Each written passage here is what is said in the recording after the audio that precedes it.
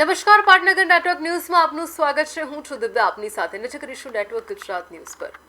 સુરત દેશમાં ઇંધણનો વપરાશ ઘટાડવા વડાપ્રધાનની અપીલને અનુસરીને શાળાઓ કોલેજોમાં ઓનલાઈન શિક્ષણ શરૂ કરવાની ચર્ચા તેજ બની છે. સ્વનિર્ભર શાળા સંચાલક મંડળના પ્રવક્તા ડોક્ટર દીપક રાજગુરુએ જણાવ્યું કે અઠવાડિયામાં 1 થી 2 દિવસ ઓનલાઈન વર્ગો શરૂ કરવામાં આવે તો ઇંધણની મોટી બચત શક્ય છે. ટ્રાન્સપોર્ટેશનનો ખર્ચ ઘટાડીને દેશના હિતમાં સહયોગ આપવા અપીલ કરવામાં આવી છે. બાળકોને ટેકનોલોજી દ્વારા ભણાવી સમયનો સદુપયોગ કરવા પર ભાર મૂકાયો છે. રાજ્ય સરકાર, શિક્ષણ વિભાગ અને સંચાલક મંડળ ટૂંક સમયમાં બેઠક કરશે.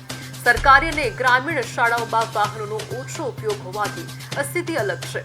ઉનાળુ વેકેશન બાદ નવા નિયમો લાગુ થવાની શક્યતાઓ છે. આંતરરાષ્ટ્રીય પરિસ્થિતિને જોતા ઇંધણની અછત નિવારવા અગમચેતીના પગલાં લેવામાં આવી રહ્યા છે.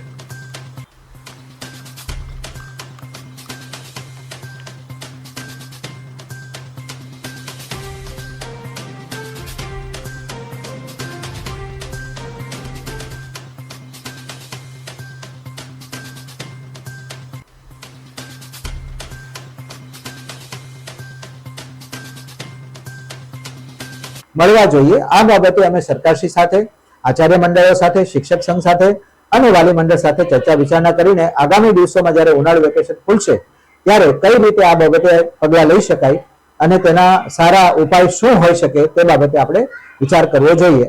એમાં અમારી સંમતિ છે કે ઓનલાઈન એજ્યુકેશન થાય, પણ મોટા બાળકો સાથે થવું જોઈએ. નાના બાળકોને સ્ક્રીન ટાઈમ ન વધી જાય તેનું પણ ધ્યાન રાખવું